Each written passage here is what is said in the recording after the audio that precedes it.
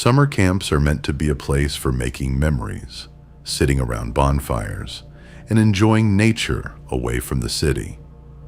But when the sun goes down and you're surrounded by miles of pitch black, dense forest, that feeling of isolation can shift very quickly. Out there, help is hours away, and you never really know who or what is watching you from between the trees. The worst nightmares don't always happen in movies. I was 14 years old at a summer sports camp deep in the Oregon wilderness. On our fourth night, me and two of my cabin mates decided to sneak out after lights out. We had heard rumors from older campers about an abandoned wooden cabin hidden about 15 minutes past the official camp boundary line. Armed with only 2 weak flashlights, we pushed through the dense brush until we saw the rotting wooden structure through the fog. We stepped through the broken doorway, expecting to find dusty trash or old broken furniture. But as we shone our lights around, a cold pit formed in my stomach. The place wasn't abandoned. On a clean wooden table sat fresh, half-eaten food, a warm thermos of coffee, and a sleeping bag on the floor that looked freshly used. But what made my heart completely freeze was the far wall. Taped across the wood were dozens of printed photos of us, campers playing during the day, sitting at the mess hall, and even photos of us sleeping in our beds, taken straight through our cabin windows that exact morning.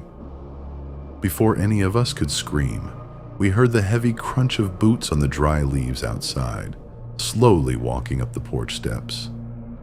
We didn't waste a second. We kicked out a rotting window frame at the back, scrambled out into the dirt, and sprinted blindly through the pitch-black woods. I could hear heavy breathing and crashing branches right behind us until we finally burst onto the main campfield. We told the director, and police searched the woods the next morning, but the cabin was completely cleared out, except for a note left on the table that read, "I'll see you next summer."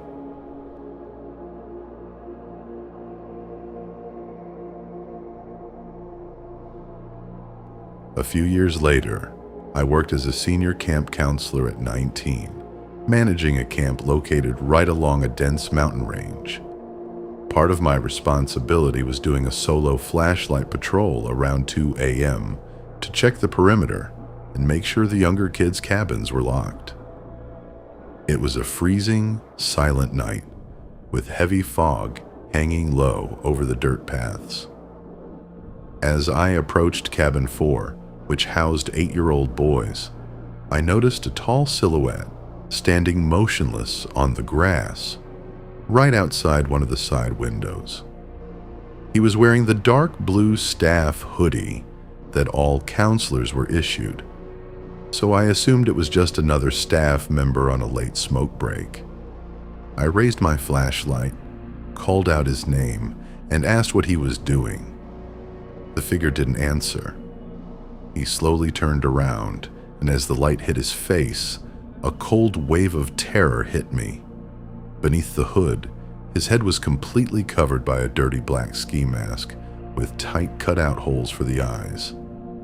He stood entirely still for 3 agonizing seconds, staring straight at me.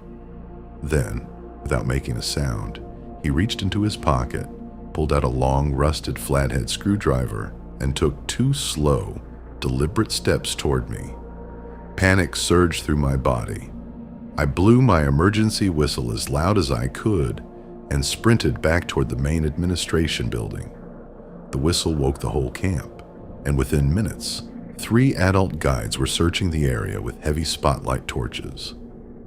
The intruder was gone, but when we returned to cabin 4, we found the wooden window frame pried open and the mesh screen completely sliced from top to bottom. He had been seconds away from crawling inside.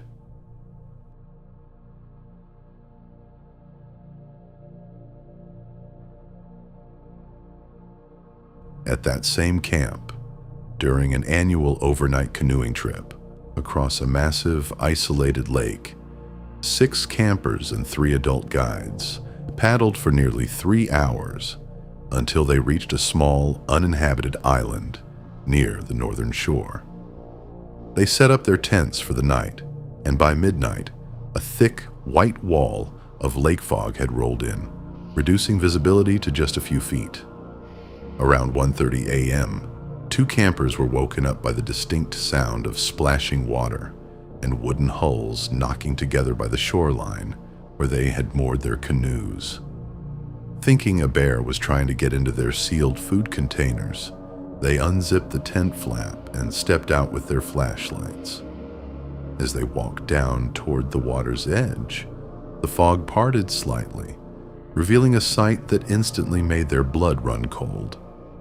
Standing knee-deep in the freezing water was a tall man in a soaking wet winter coat, holding a short-handled splitting axe. He was completely silent, systematically using a hunting knife to cut the heavy nylon ropes binding their canoes together, letting them drift away into the pitch-black open water. When the beam of the flashlight hit his face, he stopped, turned his head toward them, and slowly raised the axe, pointing it directly at their chests. He didn't run. He just started wading out of the water, stepping onto the gravel beach right toward them. The campers let out blood-curdling screams, waking up the entire group. Hearing the loud commotion and seeing flashlights popping on everywhere, the man quickly grabbed the last remaining canoe, pushed himself out into the lake, and disappeared into the dense fog. They were stranded on that island until 8 a.m. the next morning, huddled together around a blinding fire, listening to the dark water.